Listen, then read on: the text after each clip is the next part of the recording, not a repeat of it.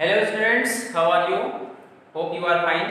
Students, once again you are most welcome in your online classes run by Aloftdale Secondary School, Jaunpur, and I am Sarfraz Ahmed in front of you with my lecture, that is artificial kidney or hemodialysis. Okay students? Students, last lecture में we have discussed about that excretory system in our body, means human beings, and also as well as we discussed about the excretory organ, that is kidney. Okay students, so we discussed that how the kidney is functioning. Okay students, in this there are several nitrogen based materials such like urea, some part of uric acids, and excess amount of water should be removed from our body. Okay students, so today we will discuss about if any person whose kidney has been damaged.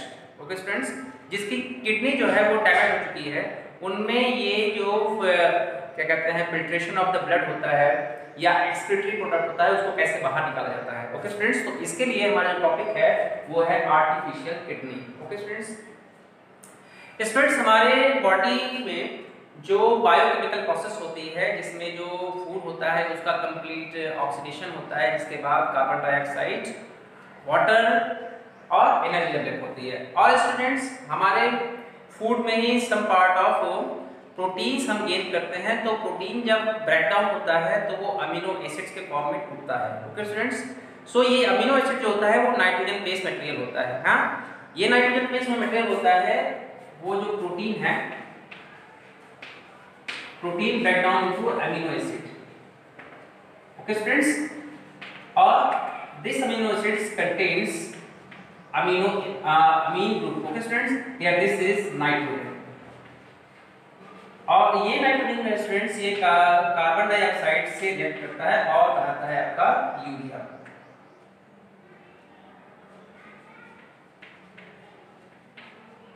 Okay students, यहाँ पे two molecules को मिलेंगे. Okay students, तो अब ये बनाएगा urea और plus H2O, मतलब पानी और आपका यूरिया जो है वो बॉडी में कंटिन्यूअस बनता रहता है. ओके स्टूडेंट्स, तो हम देखते हैं जो हमारा जो यूरिन होता है, मतलब जो टॉयलेट में जाते हैं यूरिन डिस्चार्ज करने, उस यूरिन में 95% ऑफ वाटर होता है. Okay students, this is water. और जो हम पानी पीते हैं ना वो भी है, क्योंकि जब भी हम कभी एक्सेस अमाउंट में पानी पी लेते हैं तो हमारी बॉडी से ये जो पानी होता है वो तेजी से एक्सपेल आउट करने के लिए बार बार टॉयलेट जाना पड़ता है यूरिन डिस्चार्ज के लिए. ओके स्टूडेंट, तो हम पानी जो पीते हैं वो भी होता है. तो इस यूरिन में जो यूरिन है उसमें 95% ऑफ वाटर होता है.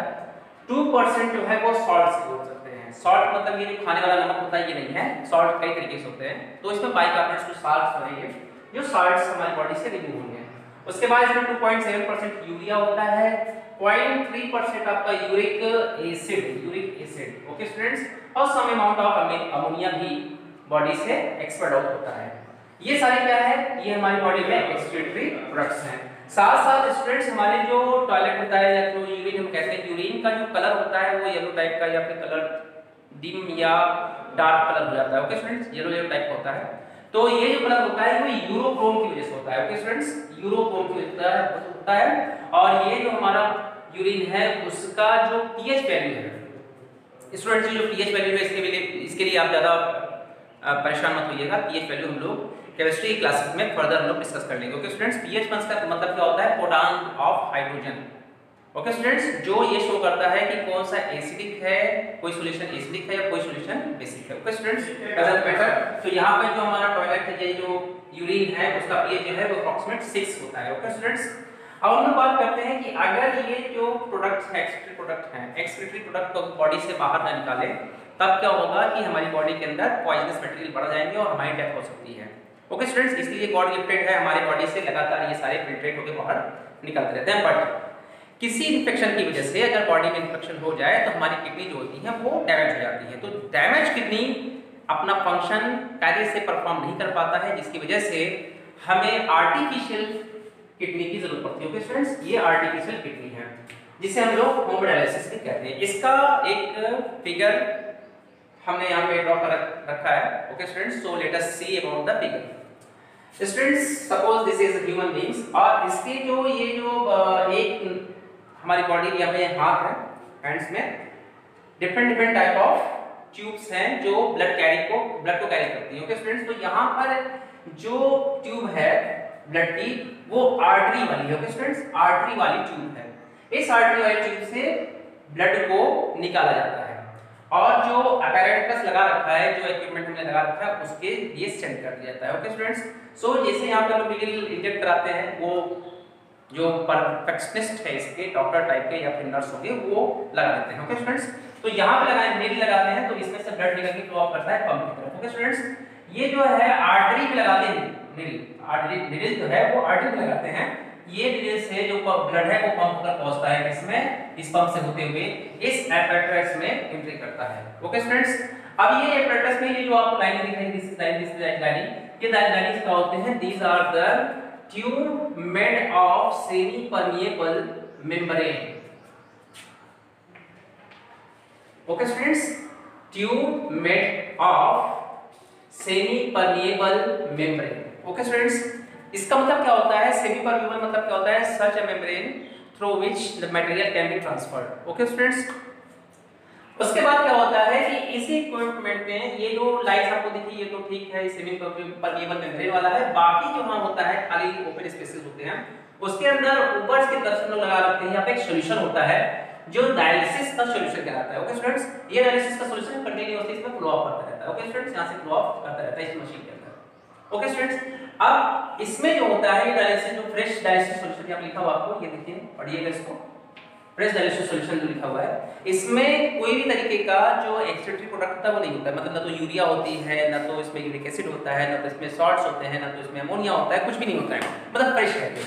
अब ये जब ऊपर से फ्लो ऑफ करता है तो इस सेमी परमिएबल मेम्ब्रेन के चारों तरफ ये लगते हुए गिरता है नीचे की तरफ। ओके स्टूडेंट्स, वहां पर फ्लो कर रहा है ऊपर से नीचे की तरफ। तो होता ये है कि यहाँ पर चूंकि इस फ्रेश वाले में किसी भी तरीके के एक्स्ट्रा कंटामिनेंट्स नहीं है, पार्टिकल्स नहीं है, तो क्या होता है कि हमारे ब्लड में जो ये सारे प्रोडक्ट हैं इनका कंसंट्रेशन इस पाइप के अंदर ज्यादा होगा।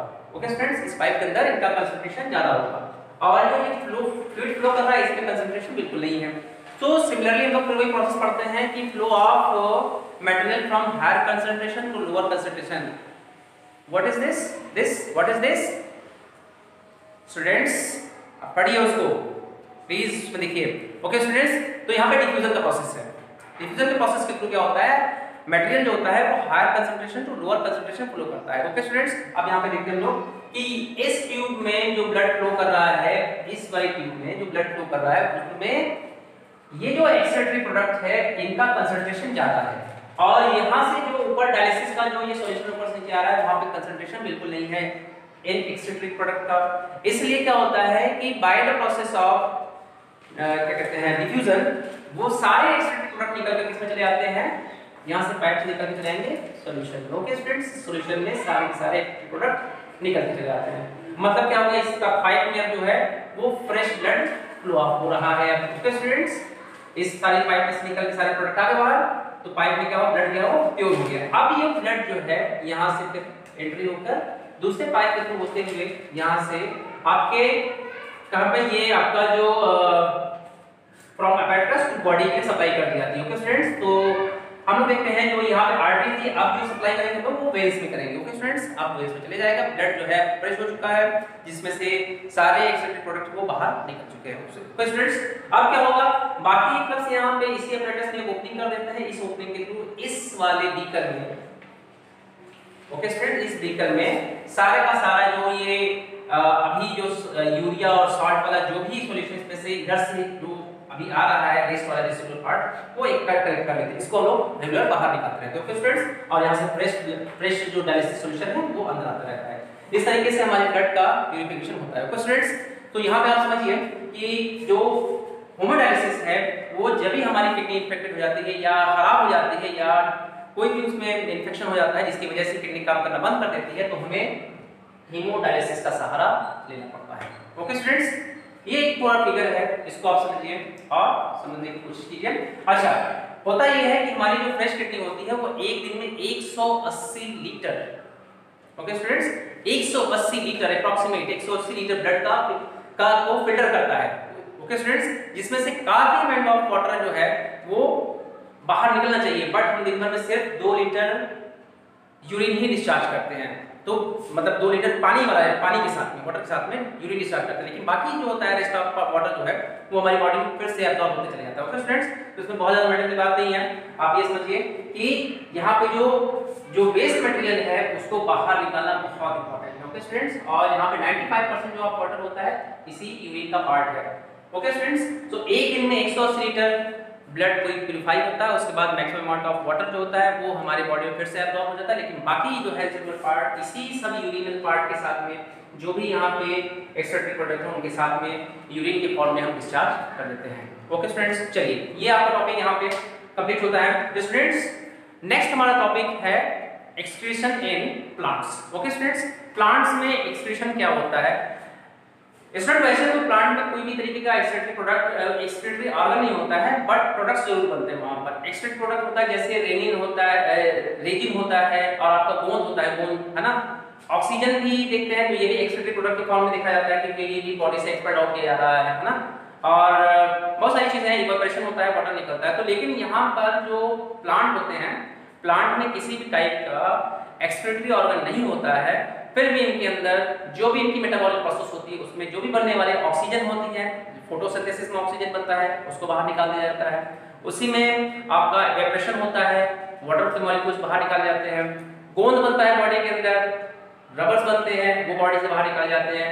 ओके स्टूडेंट्स, सम रेजिन बनते हैं वो निकाले जाते हैं जैसे। ओके स्टूडेंट्स, तो ये सारी चीजें प्लांट से डायरेक्टली बॉडी से निकाली जाती है। ओके स्टूडेंट, फिलहाल अब ये आपका चैप्टर जो है यहीं पे डायलिसिस के साथ में एंड हो जाता है, और मुझे ये कहते हुए बड़ी खुशी हो रही है कि आपका ये जो पहला चैप्टर है life process, it has been completed. Okay students, तो आप पहले चैप्टर का पूरी तरीके से नोट्स बनाइएगा और उसको ध्यान से पढ़िएगा। ओके स्टूडेंट्स, और अब हम लोग जो है नेक्स्ट से अपना जो आपका केमिस्ट्री का पोर्शन है मैं उसको स्टार्ट करूंगा। ओके स्टूडेंट्स, चलिए keep watching, keep study and get enjoy students. हाँ, कोरोना से बच के रहिएगा। Okay students.